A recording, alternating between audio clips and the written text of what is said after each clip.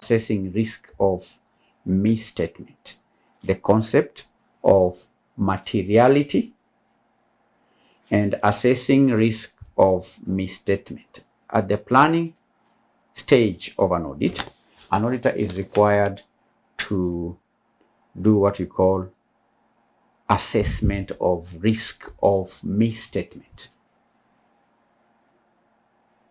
And one key concept in assessing risk of material misstatement is the concept of materiality, which refers to the significance or importance of an item or information in the financial statements, from the word material.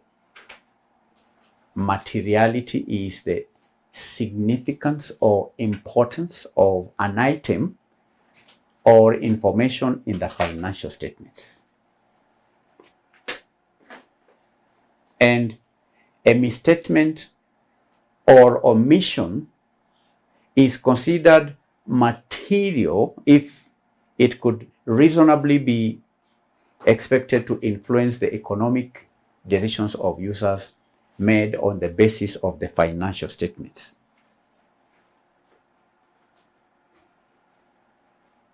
Okay, so a misstatement could be material or immaterial. An omission could also be material or immaterial. So whether a misstatement or an omission is considered material, that is based on the fact, or it can be determined due to its ability to influence the economic decisions of users made on the basis of the financial statements. So when accountants prepare the financial statements, the financial statements may include misstatements or omissions. When preparing the normal financial statements, an accountant can make an omission, or it could be a misstatement, and such misstatements or omissions can be material or immaterial. And materiality, we are saying, is the significance or importance of an item in the financial statements. In other words, candidates, materiality is the magnitude of an omission or misstatement of accounting information that, in light of surrounding circumstances, makes it probable that the judgment of a reasonable person relying on that information would be changed or would be influenced by the omission or the misstatement. Is that clear, candidates?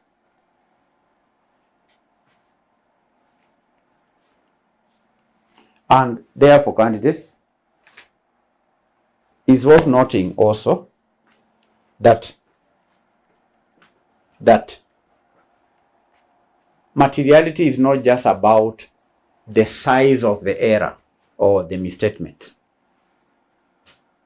It may also be about the nature and the context, such that a small error in a critical account could be material, whereas a larger error in an immaterial account might not be.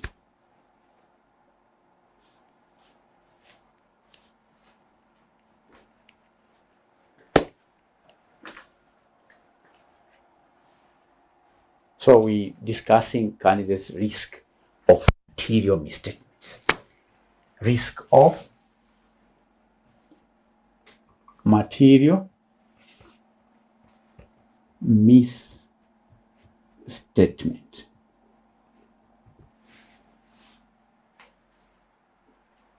So the risk of material misstatement is the risk that the financial statements are materially misstated prior to the audit.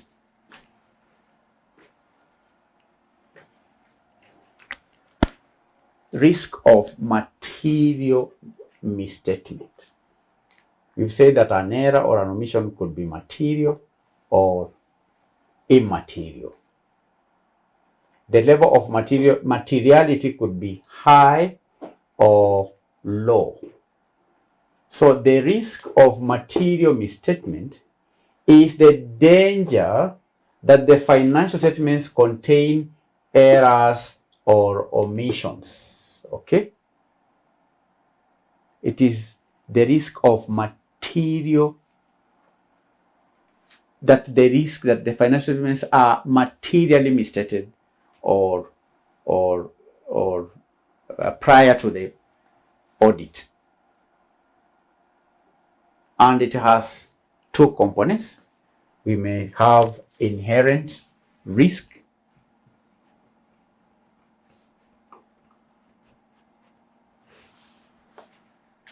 So before you come in as an auditor candidate, the financial statements may have material misstatement. And that may be due to maybe inherent risk. That is the sustainability of an assertion about a class of transaction. Okay? Inherent risk. Inherent risk. So we are discussing risk of material misstatement. And the risk of material misstatement, I've said, has two components. That is the inherent risk and the control risk. Inherent risk and control risk. Now, inherent risk is the susceptibility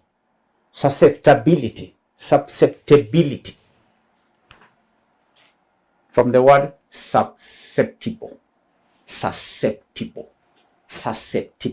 It is the susceptibility of an assertion about class of transactions or about account balance or even just disclosure to a misstatement that could be material before consideration of any related controls. Inherent risk. Then we have the control risk. That's the risk that a misstatement that could occur in an assertion about a class of transaction or even an account balance or even a disclosure, and that could be material, or that could be material, that risk could be material, will not be prevented, detected, or even corrected on timely basis by the entity's internal controls. Control risk.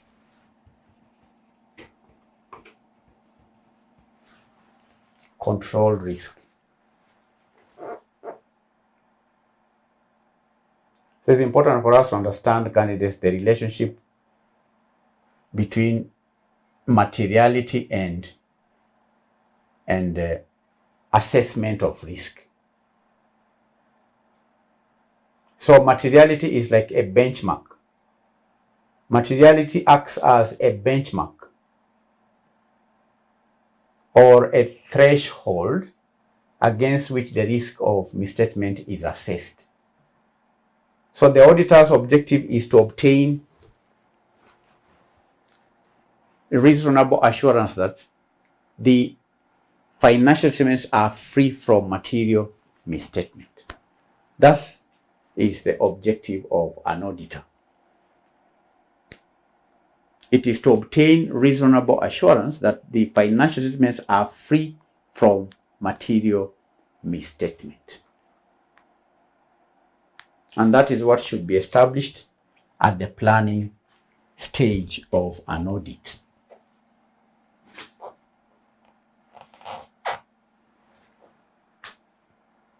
And candidates, initially I stated that materiality could be lower, or the level of materiality could be lower or higher.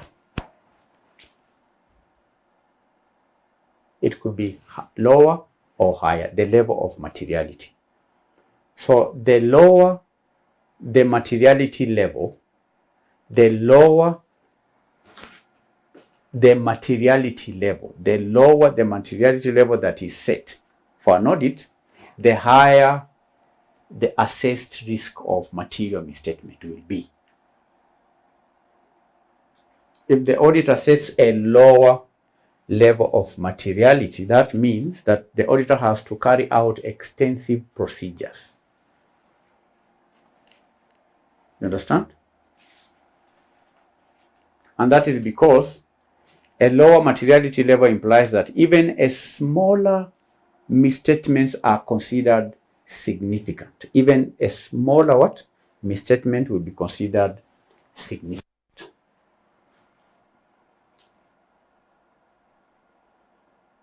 You understand?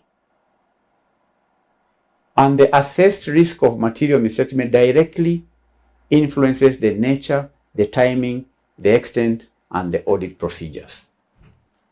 That's why the auditor has to set levels of materiality at the planning stage, because it will influence many things. It will influence the nature of audit procedures. It will influence the timing of audit procedures. That level of materiality will also influence the extent of audit procedures. Materiality level influences: 1, the nature, timing, and extent of audit procedures.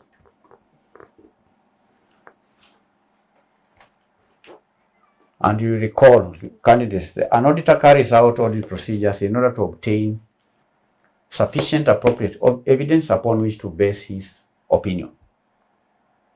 So the extent of the audit procedures are dependent on the risk of materiality or risk of material misstatement in the financial statements. So if the level of materiality is lower, then the extent of procedures will the procedures will be extensive. For example, let me take an example of a company with a high level of materiality, or high level of inherent risk, maybe due to complex transactions and due to weak control environment. Think of a company with a high level of inherent risk, and that risk is occasioned or caused by the complex transactions and the weak control environment that the company operates. So in such a scenario, candidates, the auditor is likely to set a lower materiality level, recognizing the increased risk of material misstatement. And consequently, the auditor will have to design and perform more extensive audit procedures to address the heightened risk, the high risk. So that is to mean that the concept of materiality, serves as a benchmark for evaluating the significance of potential misstatements, while also the assessed risk of material misstatements. And that benchmark then guides the auditor in designing and performing appropriate audit procedures to obtain reasonable assurance that the financial statements are free from material misstatements. You understand? So that is what happens at the planning stage. The auditor has to set levels of materiality. The auditor has to assess risk of misstatements. The auditor has to determine what is the risk of misstatements in the financial statements that is about to audit, because that is what will guide the nature of the audit procedures, the timing of the audit procedures, and the extent to which the auditor is going to carry out audit procedures. So the auditor, before setting the levels of materiality, the auditor has to identify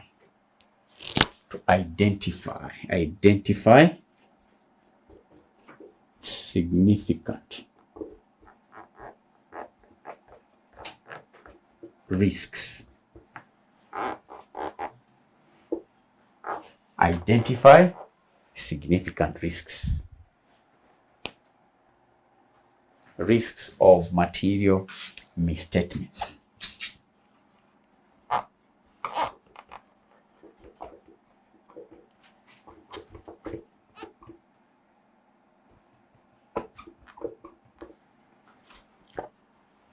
Now, the first risk of material misstatement is what we call the inherent risk.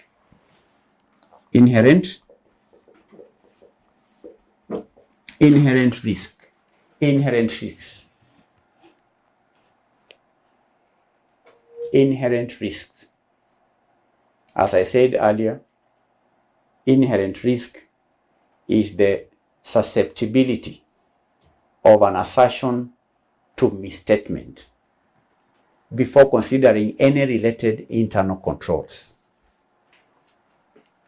By their very nature, certain transactions may be inherently risky, or certain balances, and such risks arise from the nature of the entity's business or even transactions and the industry environment.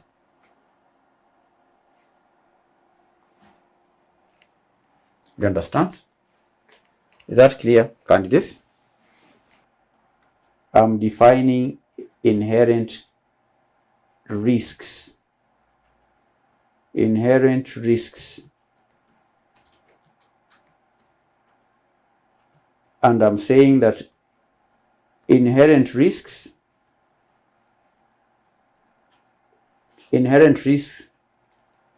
these are risks arising from the very nature of an entity's business. Okay? Before considering any related internal controls.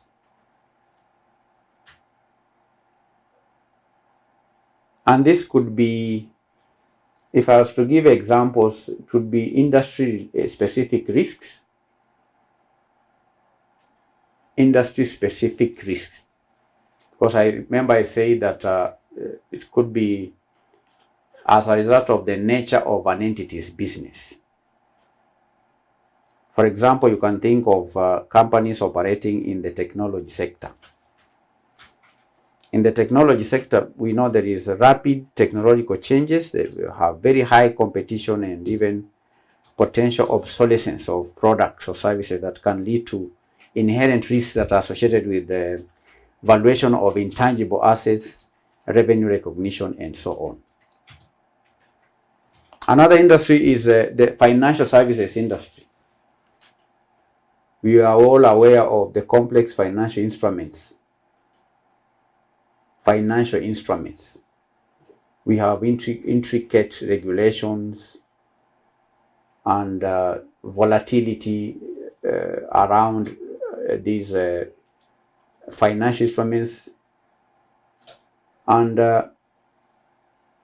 the financial instruments are inherently risky when it comes to majorly on the issue of valuation, how to value these financial instruments. So the very nature of these assets makes them inherently risky because of the nature of the business or even the industry environment. It is not easy to value financial instruments like derivatives and so on. You may also think of an industry like the construction industry.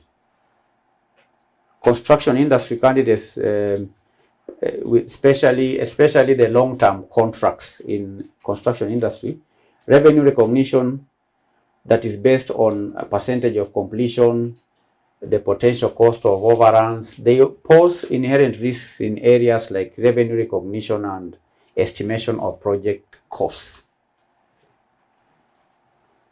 Another example is the retail sector.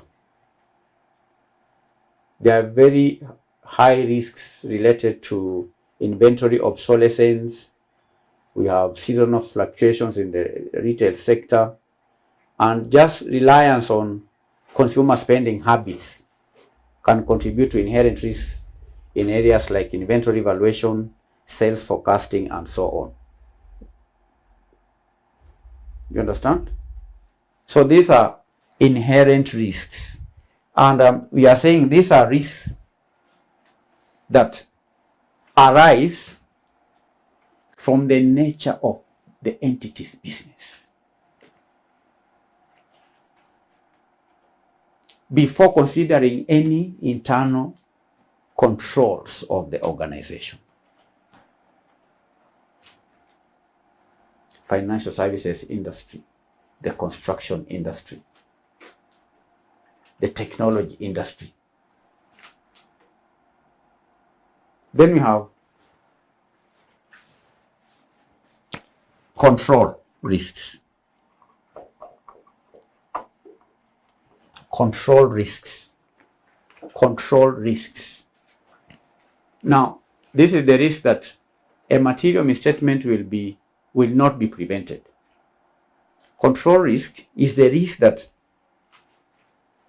a material misstatement may not be prevented.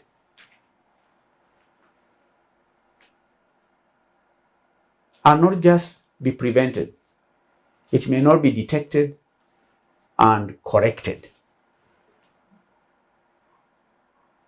Okay, it is the risk that a material misstatement will not be prevented, detected, or corrected.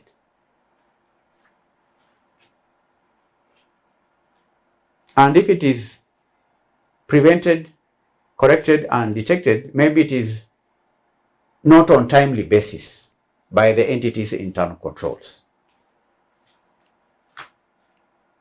And control risks are the risks that are related or associated with the effectiveness of an internal control system.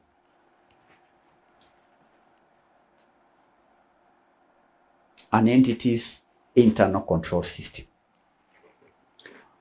Because candidates, every organization, every management of an organization has the responsibility to ensure that it has put in place internal controls over the assets, sales system, purchases system, the inventories. There ought to be controls in relation to inventories. There has to be controls on the payroll system. You understand? There have to be internal controls in order to safeguard the company's assets and to ensure that the company meets its objectives. Do you understand? First of all, controls.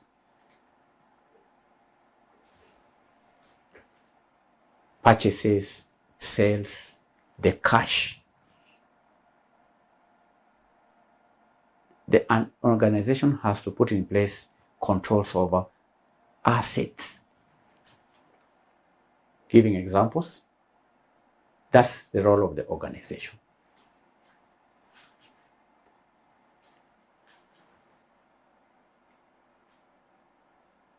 So control risk is a risk that a material misstatement or an error or or an omission it is the risk that an error, an omission, and a material misstatement will not be prevented, detected, or corrected on timely basis by the entity's internal controls.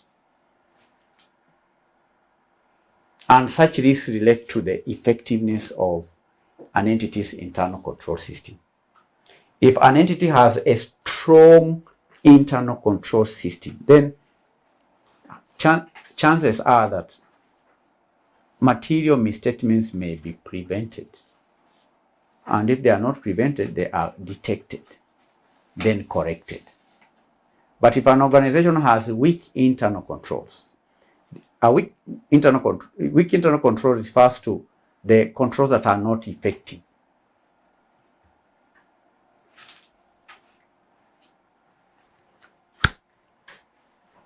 Do you understand, candidates, what I'm trying to describe? So all these risks the auditor has to identify. So you have risks of material misstatements. There could be other risks, candidates, other risks. And these other risks include risks like the fraud risk. Fraud risk. Fraud risk. Fraud risk. This is the risk that the financial statements are materially misstated due to fraud. It is the risk that the financial statements are materially misstated due to fraud. And that includes both fraudulent financial reporting. It may also include just misappropriation of assets. You understand when I say fraudulent financial reporting? Maybe the financial statements do not portray a true and fair view of the company's position due to fraudulently interfering or making adjustments to the financial statements to achieve a certain goal by the management or by the accountant. Fraudulent financial reporting, it could be just the misappropriation of risk. So the auditor should be able to identify significant risks in relation to fraud. 2, going concern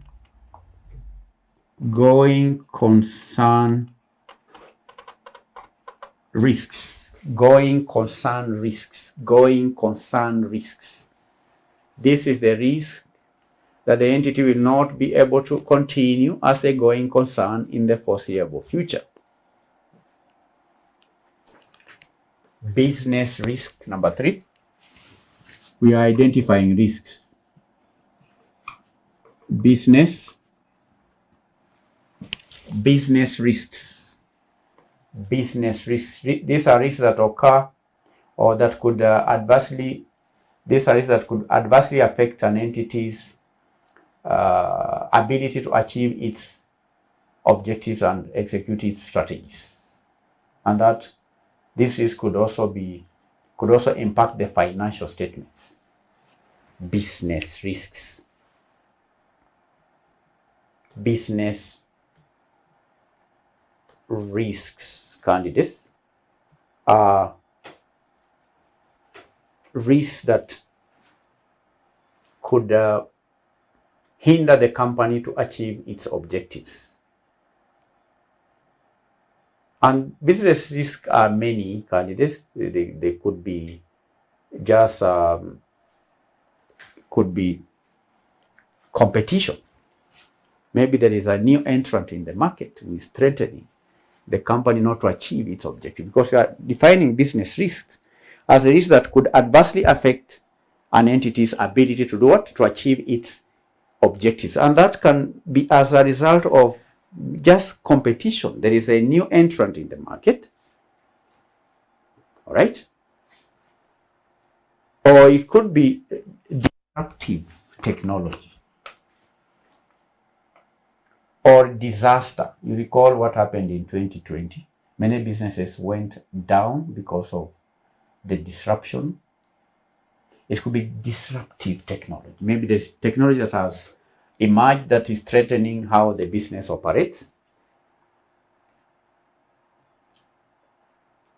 So competition candidates, aggressive pricing by existing customers. It could be economic downturns, recessions, change in consumer spending habits, rapid technological changes.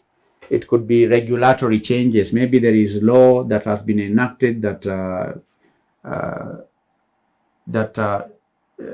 makes the production of the service or the goods of the company illegal. See, business risks. So there are many. It could be anything, as long as it is has the potential to negatively affect the company's ability to achieve its objective. That's a business risk. IT risks. IT risks. These are risks related to the use of information technology in the entities, operations, and financial reporting. Compliance risks, regulatory and compliance risks.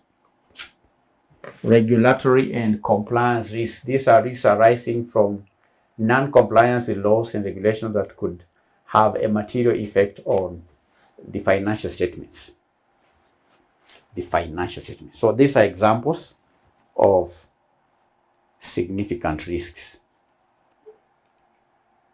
So these are risks that the auditor is required to identify at the planning stage